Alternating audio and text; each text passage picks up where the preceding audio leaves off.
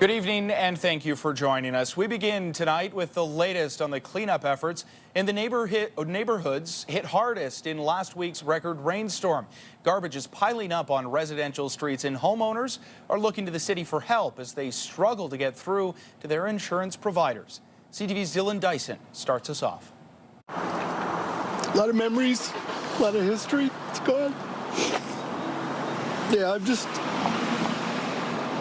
trying not to think about it because it's hard. With his family's life laid out at the curb after his home was flooded, Gord McGregor is trying to save what he can. Separating what to keep, what to throw out. This is the throw out pile. So, yeah, that's where we're at now. So the water level was right here. So about 3 feet of water in the basement. He's one of hundreds of homeowners in the Crystal Beach neighborhood who have had to tear out their basements following the Canada Day flash floods. The insurance company from the restoration companies, I feel like they're all overwhelmed. I wish there was more help. The community needs help. What should be happening is they should be bringing dumpsters in. Fellow Crystal Beach resident Keith Chadwick says Ottawa's mayor and the city haven't done enough to support his community. We are on day 5. And you've gone to soccer matches and farmers markets and all fun stuff.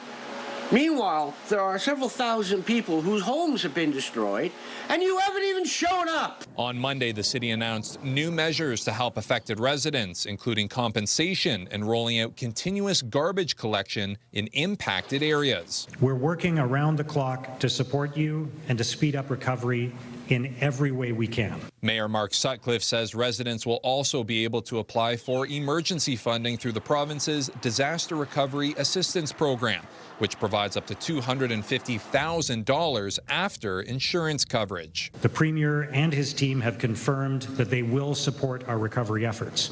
I've since spoken to Minister Jill Dunlop and Minister Rob Flack, and we're working together to ensure that affected residents will be able to apply for the Disaster Recovery Assistance for Ontarians program. But in the meantime, residents are looking for more immediate support. There's a lot of other seniors in the neighborhood too that if they don't have family to come and help, they're just sitting and waiting. And the situation is getting worse and worse. Dylan Dyson, CTV News. Meantime, Ben Franklin Place, including the Service Center and the Centrepoint Library branch, remain closed after last week's storm. The extent of the damage still is not clear, but the building was flooded and there's no timeline for when it could reopen. We have extended coverage of the storm cleanup across the city, including what residents need to know if their basements were flooded and what compensation they could be eligible for. You can find more details on our website, ctvnewsottawa.ca. Public servants are now spending more time in the office. As of today, all employees in the core public service are required to work in person a minimum of 4 days a week. But the new mandate is sparking backlash and questions about whether departments have enough space. Here's CTV's Kimberly Johnson. Personally, I don't think there's a need for it. Sydney Campbell now has to spend more of her week in her car, commuting to and from work. That's because federal public servants now have to be in the office at least 4 days a week, up from 3. I don't have any in-person meetings. A lot of the people that I work with are, in the Thunder Bay area, or they have accommodations to be at home. So I'm coming into the office to do basically what I would do at home. The Rideau Lakes resident has a 1.5-hour commute to her office at Tunney's Pasture. She wakes up at 4:30 in the morning to arrive for 7, hoping to avoid traffic and parking headaches. Super discouraging, super frustrating. Nobody's listening to us. Nobody cares. The new office mandate came into effect on Monday, sparking a union protest. Who this is for? Is it worth having traffic jams? Is it worth having higher emissions? Is it worth people just fighting tooth and nail for parking space unnecessarily just to make themselves less productive? The government says that it will help increase performance and support in-office collaboration and culture. We need to bring people back to deliver service to Canadians, and at the same time do that in a way that would allow people to provide those services in the most efficient way for Canadians. There are some exceptions. 3 federal departments are delaying the return due to a lack of space: Global Affairs, Statistics Canada, and Immigration, Refugee and Citizenship Canada. I'm not a fan. I'd rather keep it at 3. but I get it. Most departments say they are equipped to handle the new office mandate, but some employees say that's not the case. There's room in the building if you want to sit on like a stool that has no ergonomic support in the middle of a kitchen, but I can't do that and do my job for the whole day. Kimberly Johnson, CTV News. Sens star forward Claude Giroux is reportedly staying put in Ottawa. Sportsnet's Elliot Friedman reporting the 38-year-old forward has signed an extension here in the capital. Giroux put up 14 goals and 49 points in 82 regular season games last year for the Sens. The specifics of a deal have yet to be announced. So good news for a lot of hockey fans here in the capital, probably smiling at that, and hopefully those smiles can persist as we take our first look at the weather forecast. Jackie. Well, taking a look at our overnight conditions, parts of Kingston, Brockville, Cornwall could see a little bit of cloud cover, but the Valley, Ottawa, clear skies for overnight. This will change for tomorrow morning, where pretty much all of Eastern Ontario anticipate lots of sunshine. There will be no breaks from the sun. So make sure you are staying hydrated, that you are lathering on the sunscreen regularly, and protecting yourself from those UV rays. Now, taking a look at our overnight conditions, 17 degrees, easterly winds calmly moving through. Tomorrow's daytime high is likely going to be 29 degrees, but with the humidity, it will feel closer to 35. We'll get a closer look at your forecast, long weekend forecast, in just a bit, because we are anticipating some rain on the way.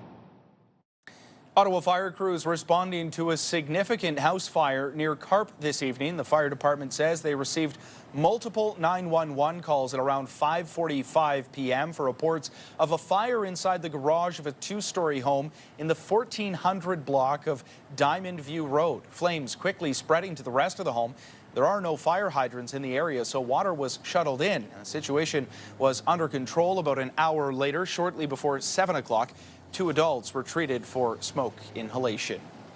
The Ottawa Carleton District School Board says it will not be participating in this year's Pride Parade. That decision facing pushback from former school board trustees who say the school board's reasoning does not add up. The OCDSB says the decision not to participate in this year's Pride Parade this summer is because it's happening outside the school year on August 30th. The first day of classes for the school board is on September 1st. Some of those once elected to the school board who no longer have any sway in these decisions are questioning the reasoning. They say the parade has always fallen outside the school year, yet the school board has participated since 2011, adding this decision will put LGBTQ2S+ students and staff in a difficult position. When a school board makes a decision to stop engaging with the local LGBTQ community, that erodes trust. It makes members of the community feel like the school board doesn't have their back. And so you're going to end up with the community not feeling that trust in years to come.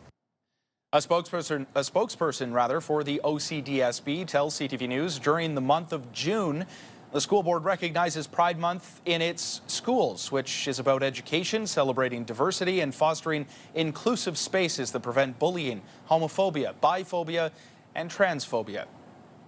A downed power line caused outages across the city this morning, leaving thousands of people in the dark. The outages began just after 7:30 a.m. and impacted areas from Ottawa River south to Manotick, including several parts of Nepean, Bell's Corners, Stittsville, Dunrobin, Carp, and parts of Canada and Barrhaven. More than 30,000 Hydro Ottawa customers were affected. Power was largely restored by 9 a.m. The Ottawa Police Service Guns and Gangs Unit is investigating a weekend shooting. It happened in the 1600 block of Maryvale Road at around 7:20 Saturday night. Police say there was an altercation between two large groups when shots were fired into a vehicle. One passenger was struck and taken to a hospital with non-life-threatening injuries. 2 people were taken into custody at the scene but were later released. There's no word on any suspects or arrests. And 2 people are facing impaired driving charges after a head-on crash in Petawawa over the weekend. The collision happened around 9 p.m. Saturday on Town Centre Boulevard. According to Ontario Provincial Police, both drivers had a blood alcohol concentration above the legal limit. A 54-year-old man from Petawawa and a 33-year-old woman from Ottawa both received a 90-day license suspension, and their vehicles were impounded for 1 week.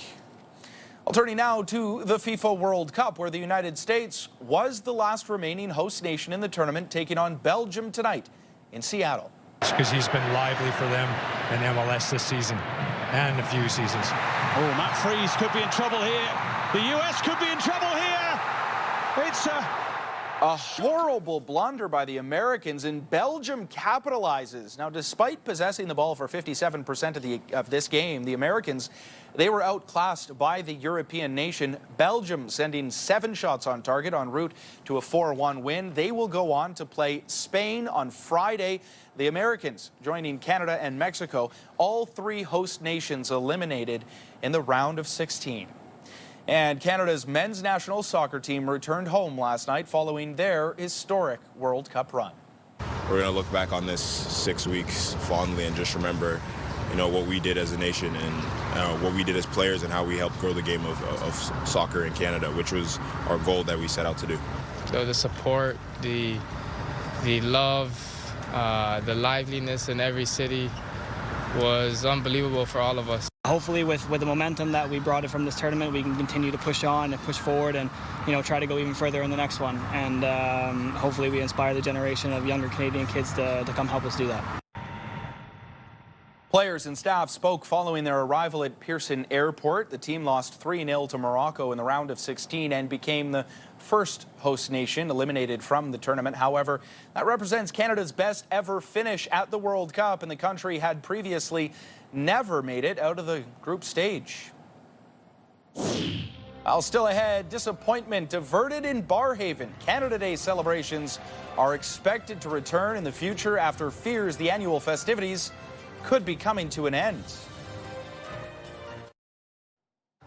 There's a live look through our Centennial Glass Skycam. It is 23 degrees out there.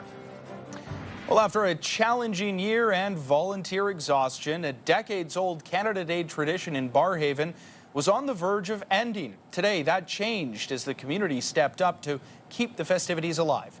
CTV's Sean Varden has more. It takes a lot to put on a Canada Day celebration for tens of thousands of people in Barrhaven every year. Some years more than others. We've had events where we had really bad wind. We've had weather where we called it the Mud Fest. We've also had the extreme heat. This year we had all 3 of them all at the same time, and it was just a disaster. Between weather, shrinking sponsorship dollars, and exhaustion, organizers faced a bleak future. On Saturday, Canada Day Barrhaven Inc., the not-for-profit that runs the event, announced 2026 would be the last Barrhaven Canada Day Festival at Clark Fields. Monday, the community responded. It's not going to stop. Canada Day in Barrhaven will go on. I've already received messages from 5 people that I've recorded their names and email addresses.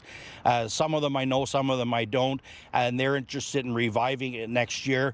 Bartra says he'll be there to help and mentor those who want to take the lead next year. But they need to get started quickly. Applications for grants start in September. In the next few weeks, I'm going to be meeting with these people that have shown interest. I'm obviously going to put a call out for more people that are interested. Hopefully we get a good crowd, and hopefully one of them will step up to the plate and take over. Sean Varden, CTV News.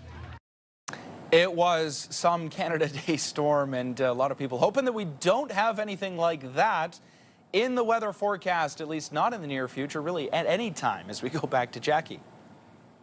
All right, we did mention our overnight temperatures, 17 degrees overnight, clear skies. That's the good news, but a reminder, parts of the Seaway, Kingston, Brockville, Cornwall could see some clouds moving through. The easterly winds keeping quite calm. Tomorrow's daytime high, 29 degrees. This will be similar for much of the region, where humidex values will feel closer to 33, 35. So make sure you're staying hydrated and getting lots of shade. Tonight's lows across eastern Ontario, look at all that orange and yellow. We are still seeing that warm up into the overnight. So there could be a little bit of that humidity level sticking around for overnights. 16 degrees. It's going to be 20 along Kingston and Trenton, and Montreal, Mont-Tremblant sitting around 14 to 17 degrees. Now the daytime highs for tomorrow, again, Pretty much all of the region is going to be about 29 degrees. Lots of sunshine. Brockville could see 30 degrees, including at Kempville. Might be a little cooler at Mont-Tremblant at 25 degrees. Here's a look at what we anticipate after our Tuesday. So Wednesday, still clear skies into the early part of our morning. We could see in the afternoon some pop-up isolated showers moving through. Not expected to last very long, but we are a couple of days out, keeping a close eye on this. This being said, we are anticipating 30% chance of showers moving in for Wednesday. Daytime high will be 30 degrees. That overnight, though, you can tell that there won't be much relief overnight. Wednesday into Thursday, 20 degrees is the forecasted overnight low into our Thursday, where we could see the greatest chance of rain moving through. We are keeping a close eye on this for you because Friday, chance of rain could be lingering. Saturday, though, clear, sunny breaks. That will be a way to kick off our weekend. 27 degrees will be the anticipated daytime high, not just for Saturday, but for Sunday as well. Canadian swimmer Summer McIntosh has set another record in the pool. And she will touch in a new world record! The 19-year-old finished the 200-meter butterfly in 2 minutes, 1.65 seconds at the Canadian trials last night. That is nearly 0.2 of a second faster than the previous record, which was set in 2009. McIntosh's mother, Jill, was also an Olympic swimmer and previously set the record for the 200-meter butterfly in the same pool decades earlier. That's the advantage of that, because then, but the advantage is you don't get them later on in the season, so we're basically done picking about July. Still ahead, a berry bumper crop. Thanks to all the rain and humid weather, summer 2026 may be one for farmers to remember. We've operated with a really long wait list and we've had to turn away families. And now that we've expanded from 14 to 36 suites, we have room for everyone and we've been able to eliminate our wait list. Ottawa's Ronald McDonald House has expanded, more than doubling its capacity. Ronald McDonald House offers a place for families to stay while a child is receiving critical medical care that would normally require constant trips to and from the hospital. The expansion means they can now accommodate an estimated 1,300 families per year. Our 2 seasons of extreme weather, a rain-soaked spring and a steamy and stormy early summer, have had an added benefit: good growing conditions for berries. Local farmers are enjoying a strong season, and as CTV's Camille Wilson reports, it may continue into the fall. For mother and daughter Lena and Laura Facetto, coming to Rideau Pines Farm to pick your own berries is a family tradition for generations. We've been picking berries since you're 29 years old, so we're about 38 years that we've been coming here. Like I was saying, I was carrying her that way, and then we have my son who is 4 years older than her. They used to fill their tummies, and then we go there and we say, hope they don't weigh you. It's always been an experience. Now Laura is bringing her 3 children to pick raspberries as the season gets underway. Sometimes they don't last in the fridge before we get to make something because the kids eat them too quickly. We're starting now. John Vandenberg, co-founder of Rideau Pines Farm, says it's been hotter than usual and they got the right amount of rain. We need about an inch a week on a steady basis if you want good growing conditions. This year is better than last year. Even if the weather doesn't cooperate, there are other ways to keep their crop maintained. We have an irrigation system, so we have to augment it several. We've already done it before because it was dry before we had that last rain.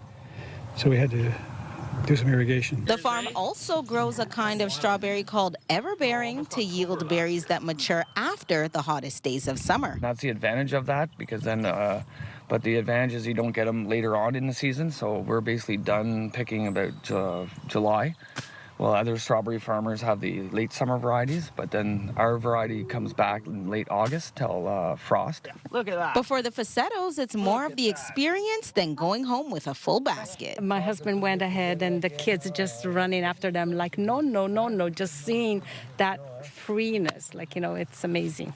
It's an amazing experience. It's wonderful, and to experience it with my parents, seeing the joy they get watching them pick berries like we used to do. So it's a great family outing for us. Camille Wilson, CTV News. I had already bought my euro money and my Swiss francs in preparation for the trip. Are you planning a trip? Maybe a guided tour? Well, what happens if that tour gets canceled last minute? CTV's Pat Foran shares one woman's struggle after the break.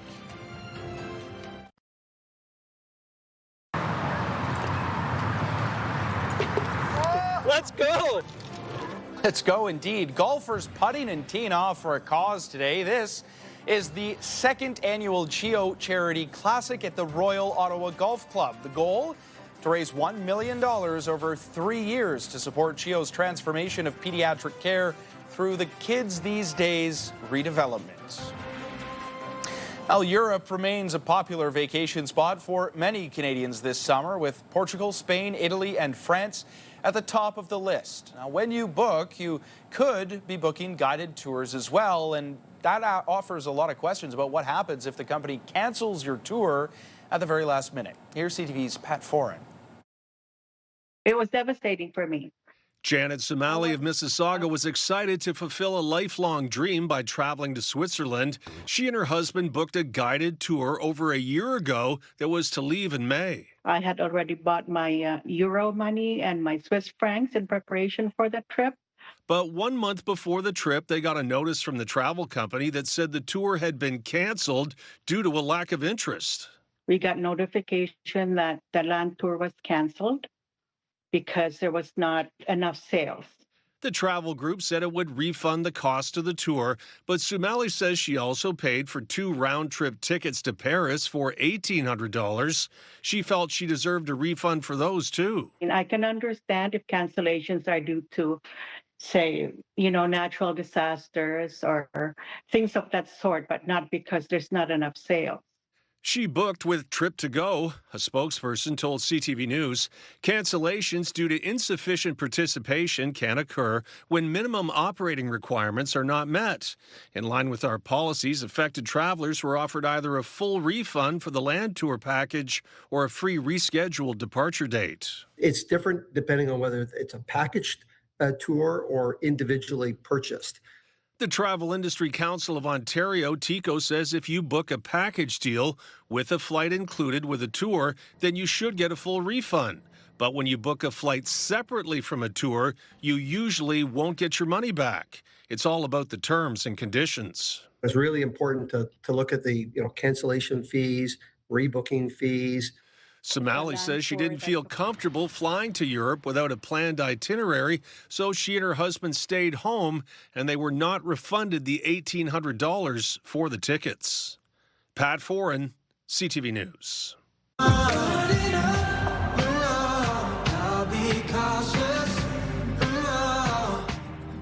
Coming up, a Canadian singer-songwriter set to perform at an Ottawa Blackjacks halftime show, and it's not Xav Trudeau. The National Capital Region is jam-packed with incredible experiences you don't want to miss. Hey, it's Tanea Taylor, your iHeartRadio Weekender, powered by Barhaven Ford.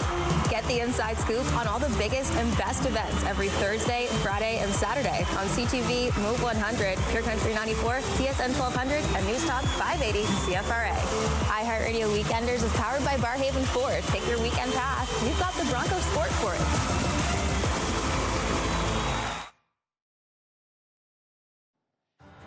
There's a live look through our Centennial Glass Skycam. It is 23 degrees. Still warm out there tonight, and things are getting even warmer.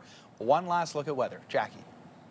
Well, lots of sunshine in store for our Tuesday. 19 degrees to start things off. We're anticipating a daytime high of 29, 30 degrees for our Wednesday. This will carry on into our Thursday. We are trending about 29 degrees, but then by Friday, Saturday, and Sunday, temperatures will slightly cool to about 27. Again, precipitation will start to be in Eastern Ontario between Wednesday and Friday.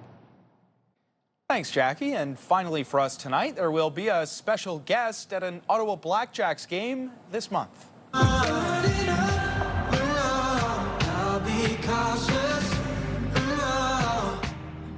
Canadian singer-songwriter Tyler Shaw is from the West Coast, and he will be performing at the halftime show during Fan Appreciation Night on July 22nd. The Blackjacks will be hosting the Scarborough Shooting Stars that night. In addition to musical performance, there's also going to be some giveaways and special in-game experiences. So the Blackjacks doing it up big, giving back to the fans as a way of saying thanks. And Tyler Shaw is a pretty big get for the club as well. So again, if you're able to make it there July 22nd, it is going to be a blast. Thanks so much for watching, everybody. Have a great night.